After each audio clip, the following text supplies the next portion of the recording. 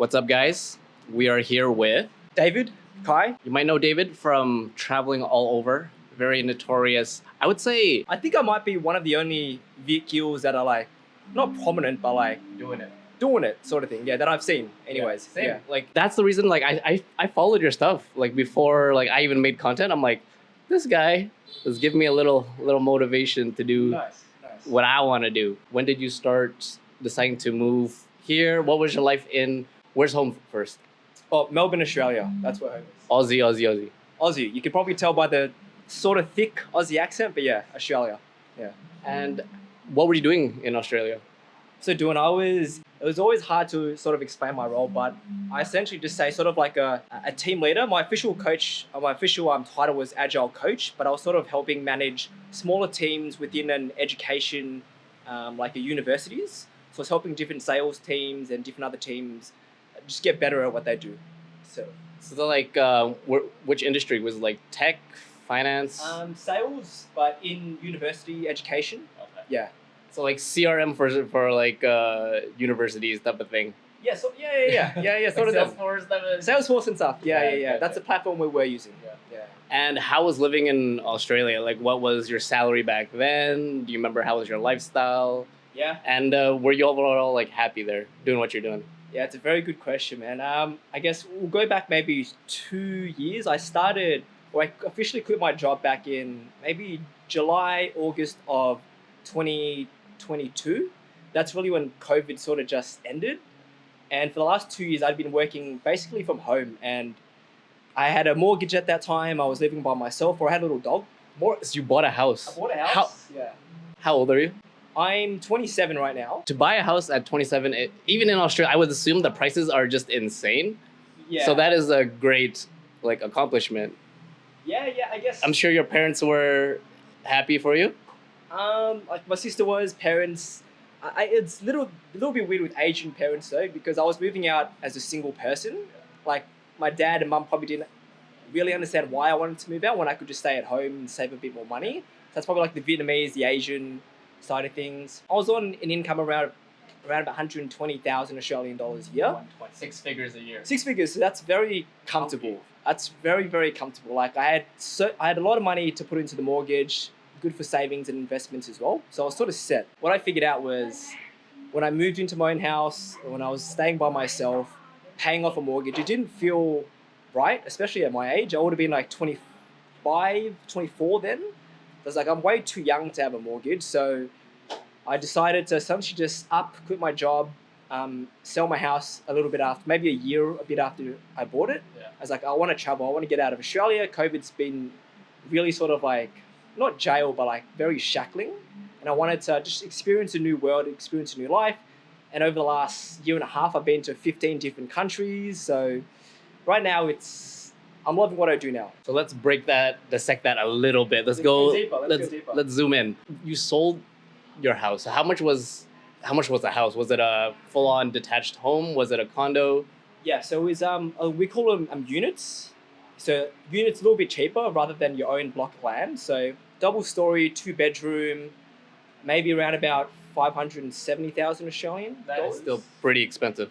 It is compared to like probably the US or Canada. Like from my knowledge, you could probably get something very similar for like half, if not 2/3 of the price. So very expensive still. Yeah. Depending on where you are, from my knowledge, because I'm Canadian, and in the US, you can get some like far away. You're looking like Idaho or something. You get like a $300,000 home. In Vancouver, I would say that's on par. We're looking at like a 1-bedroom for $990,000. For looking like a condo, right? 1 bedroom, 1 bath. That's like in the CBD, the city. Yeah, like the city core. You're looking like almost $1 million. You want a house? You're talking about like 1.5, 2 million. Okay. So that's where we're looking at for price points. So let's walk us back. My buddy's like, everyone has the post-COVID syndrome. Yeah, big time. So like you get locked in your house and like, was there a moment where you're like, F this? There was one specific turning point that I remember very vividly. Funnily enough, it was probably June of 2022. I think this is when in Australia you're able to travel to different countries again. So at that time I had my mortgage, I was still working from home. But me and a friend of mine, we went to Thailand for a holiday. and like it was like a kid exploring a new world. Like you finally let out of the house a little bit. Me and my mate were in Thailand, and we ran into a couple travel vloggers, travel YouTubers. Were they pretty big, successful? Not even too big. It was like an older gentleman, like maybe like 15, 20,000 subs at the time. But it was cool to meet someone in that realm. That was my first piece of exposure. And then after that conversation with that travel vlogger, my mate Randy turned around to me and he's like, dead blank, this is something that we could do. And that sort of like clicked into my head. I'm like, we can do that. Like I could travel, make money. And that's when after returning home from Thailand from that trip, my whole perspective of life sort of switched. And I was like, you know what? This isn't it. I want to sell my house. I want to use the money and go traveling. But I had a large safety net, so I've been able to travel for like relatively freely. So that was the turning point. So how much, if those who want to travel, what was that number that you're like, okay, I'm gonna spend this much to travel and I don't have to worry? Oh, I had like over six figures in like backup savings. So you could probably travel with a hell of a lot less and start like a YouTube channel. Good for you. Yeah. Good for you. Yeah. Well, I've been working for like over a decade, like, and I've been astute at like saving money. Yeah. So I wasn't always into like partying and like going clubbing, buying bottles or anything like that. So I had like good money to spend. Yeah. So you meet this guy in Thailand, you see this, you're getting all this like this dopamine hit of like, yes, I can do this. You go back home. Let's talk more about, let's rewind the clock even back, your family life, your Vietnamese identity. Yeah. How close were you to your roots being like Vietnamese? I don't know if I was too close. Like parents, mum and dad, they were born in Saigon. And I think it was post the Vietnam War, maybe in the early 80s, they fled. Like a lot of others, to the US, to Canada, to the UK. My parents ended up going to Australia. They had my sister, then they had me in the mid 90s. And like you grew up being Viet, and you know, I can speak Viet, maybe like not broken, but not fluent, somewhere in between. The Vietnamese call it lala. Lala, is that what they call it? Or Viet Kieu. You can hear we have accent. Right? Yeah, Viet Kieu, that's definitely what it is, Viet Kieu. Yeah, and then I grew up, I went to like Vietnamese school, like all my close family friends were Vietnamese. But then I think once I started getting into high school, I sort of became a little bit more detached from the Vietnamese lifestyle, a lot more of a Western influence. Social media was like really popping early 2010 to 2014.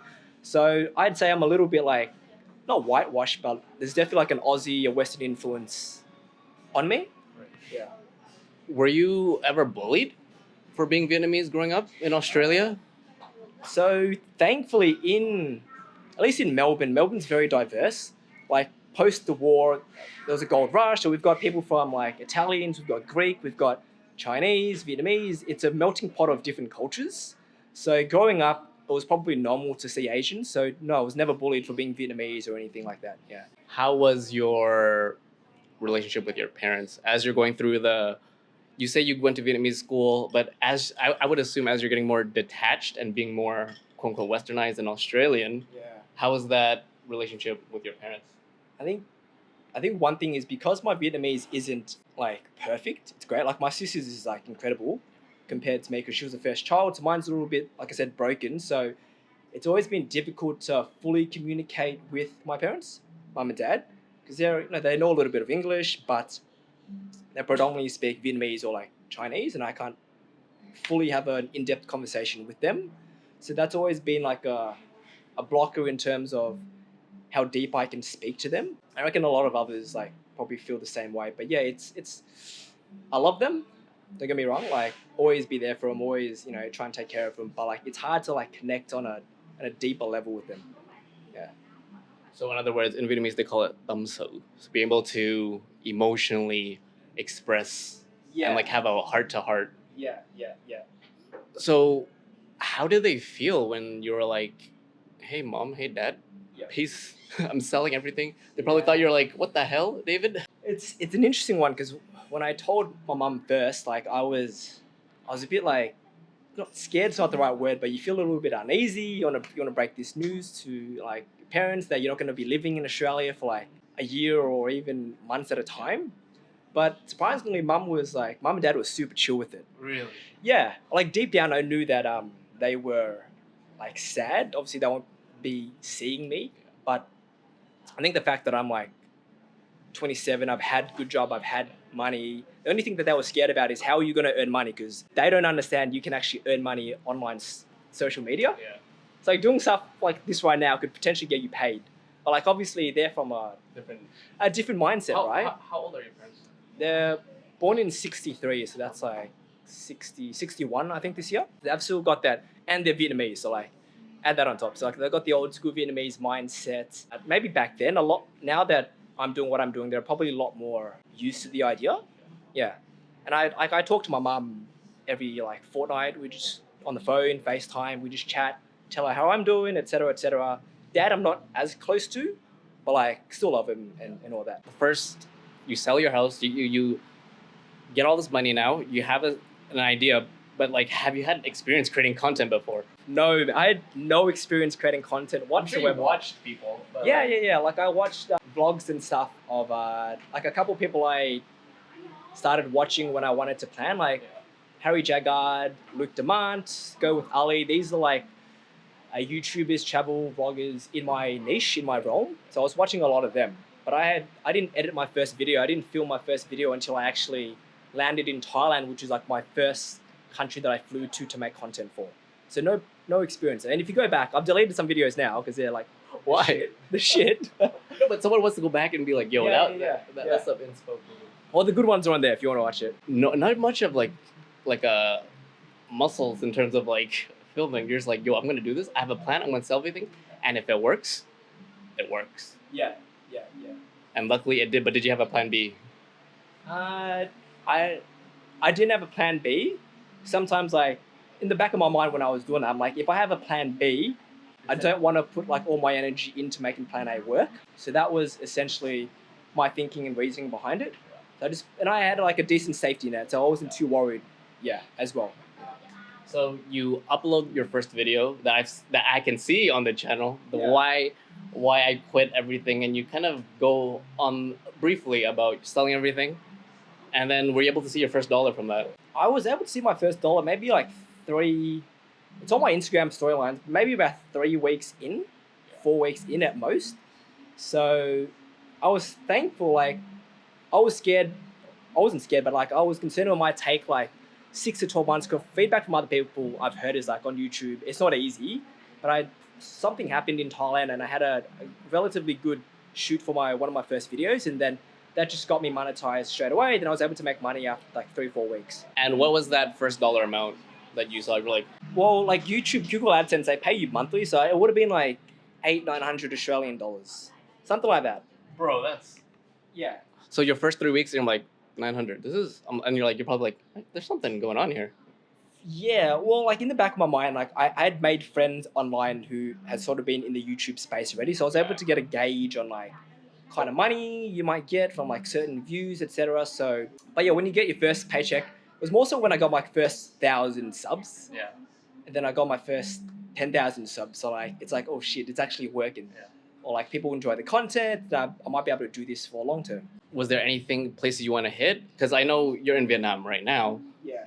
but what made you go all over Southeast Asia? Like, what was the intentions, the motivation? Was it more of like a business perspective?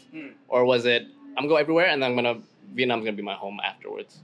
Yeah, so if I could go back now knowing what I knew, I would have planned it a lot more strategically, because certain countries garner a lot more views in the travel niche, and certain countries also garner a lot more RPMs, or like money per views as well. So if I could go back in time, I'd do it differently. But I just wanted to go to the countries that I really looked forward to travel. And I'm solo traveling as well, so I'm keeping in the back of my mind, I've never solo traveled before. I want to travel to countries that are relatively safe. I know that I can navigate around. There's a little bit of English. Fast forward a little bit, like I went to majority, maybe like 10 Southeast Asian countries, and I dipped into like India and Nepal as well, which was such a culture shock. Yeah. And then I find myself coming back to Vietnam, maybe the same reason like you've come to Vietnam as well. There's like I don't want to say it's like it's a calling, but it's something a little bit like my energy is drawn towards Vietnam.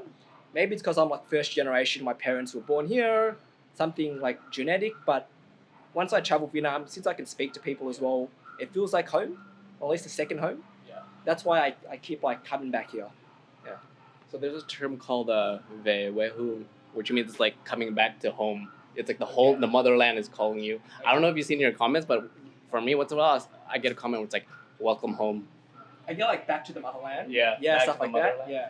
And for me, it's like, I don't know, it feels like everyone is like, sort of like my relative, because it's like growing up in Canada, I wasn't really like surrounded with this much Vietnamese outside the home, but now it's like everywhere I go. Yeah. Were you able to get what you're looking for from in terms of like traveling before working that 9 to 5? Like, how do you feel the first year that you're doing it? Yeah, well, I probably got a little bit burnt out after the first 3 months. So like the first 3 months, I hit up Thailand, Philippines, and Singapore.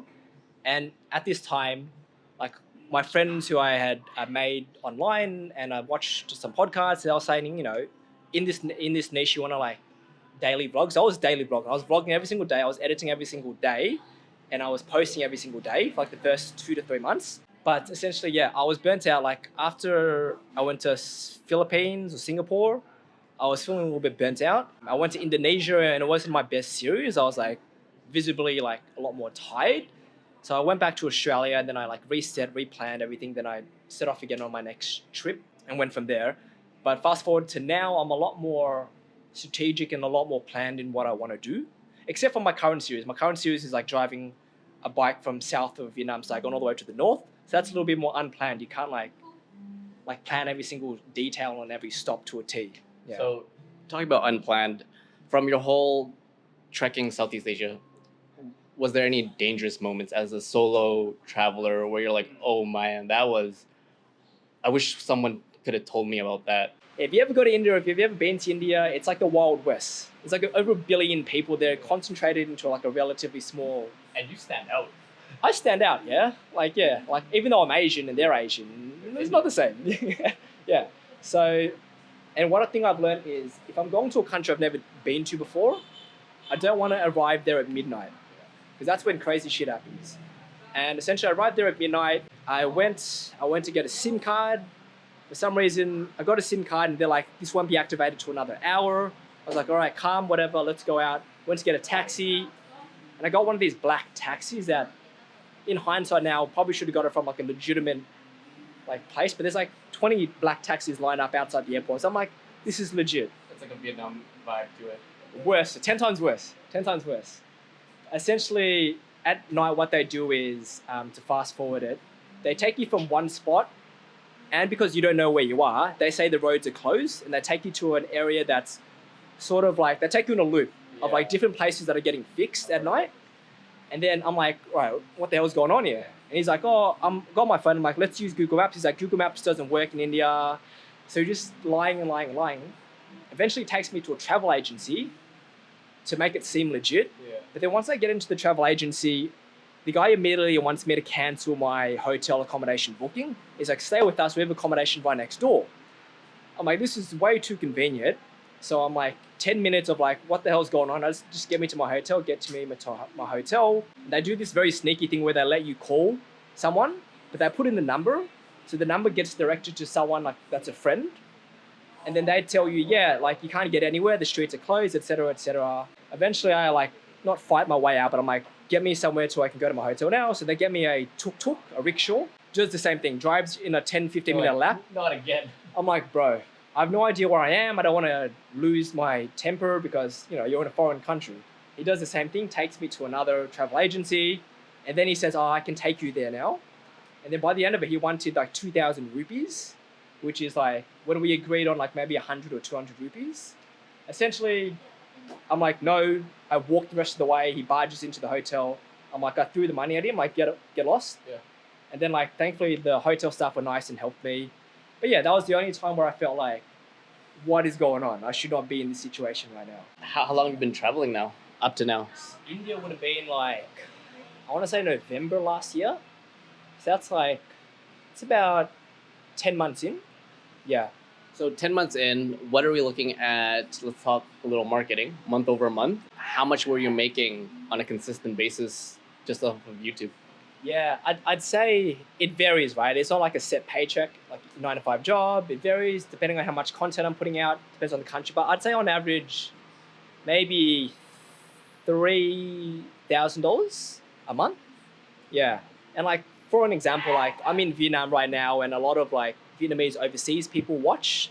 It's like the last month I've made like over 4,000. So it just really depends what country you're in. Yeah, on average, like three. Is the YouTube channel funding your travels, or are you still dipping into your savings to fund everything? Yeah, like it fluctuates again. So like this month, I'm like able to use, like I'm survive off solely my YouTube money. Some months I got to dip into the savings. Yeah. What's next for your channel and audience? Yeah. So like right now, I'm sort of stuck in between exactly what I want to do. I want to try and finish off my motorbike series. Then I want to head to China as like the next travel destination, and then maybe South Korea or Philippines, one more country. And I want to take some time at the end of the year just to like reset, spend the New Year's with the family, and then come into like next year with like a fresh vision on what I want to do moving forward. My thinking potentially for next year is to like make Vietnam a base, live here for like what you're doing now, maybe 6 months to a year, and make consistent content here. And that way I'm able to like build relationships and build friend groups here in Vietnam rather than like every 3 days traveling to a new city in a new country. That's like what's tiring. Do you ever see yourself like going back? Because I'm sure you have like your network of friends back home in Australia. Are they doing the typical corporate job, have this, a home? You're reaching the point where like starting to have kids. Yeah. Do you see yourself doing that anytime? It's definitely in my sights. Like, yeah, like you're right. All my mates, they're either getting married, purchasing their first home, or like they're still in 9 to 5 corporate office job. And I definitely do potentially see myself going back to that one day. I think after like 2 years of travel, it's given me a sense of reality where like I could go back into a corporate job if I wanted to, but it'd have to be for the right reasons. But I don't think I'd ever like stop making social media content because it's just so much fun. And worst case scenario, I could just do that as a side gig if like I don't want to continue to travel long term anymore. What was like the TLDR of like the past 2 years and your own growth? Yeah, I think if someone asks me like what's the ultimate way to like grow quickly as a human being, I'd be like, you don't have to like sell your house, quit your job and stuff like that, but like go on a month or 2 month or 3 month solo travel trip. Yeah. And you'll learn so much about yourself and you'll grow in so many ways because at home, like when I was at home, like, you know, mum would do the washing, like some of the bills are paid for. You're sort of like in a controlled environment, but like what I've learned about myself is like how confident I can be and like how fearless I can be by just like leaving everything behind, just one backpack, 7 kilo carry on and just traveling the world. Like you can get so far and do so much on your own. So that's like, I've grown a lot, probably, I was always independent, but like I got a lot more independently. Like when you got to set time aside to like edit, film, and no one's demanding you to do that, but you're just doing it on your own in order to build the lifestyle you want. That's like the biggest like underlining. 3 tips for people who want to come to Vietnam specifically. So you've been here for a while, a couple weeks, months. Yeah, I've been here this time around. I've been here for 2 months already, but like in the last year and a half, maybe like 6 months. What are your 3 biggest tips when it comes to coming to Vietnam for maybe extended travel? Like what are some things I have no idea. I can't speak the language. What are some tips? All right, not a plug, but get his travel guide. He's got a new one, travel guide. Like I've seen the content and it really hits home with everything that if you've never come to Vietnam, even if you want to live here long term. 2, watch my YouTube, David Khai. Another plug. But in all honesty, like the best way you can learn about a new country is actually just watching or reading content. And like YouTube is amazing. Like that's why I love the platform so much. Like there's so many like guides, good review restaurants, etc., etc. And I'll be honest, I don't have a third tip besides research, but if you want to have fun and do what I do, you can just go to Vietnam and just figure out everything as you go. There's nothing more fun than that. Tip number 3 is refer to tip number 1 to get my guide and check out his content. I appreciate you, bro. Yeah.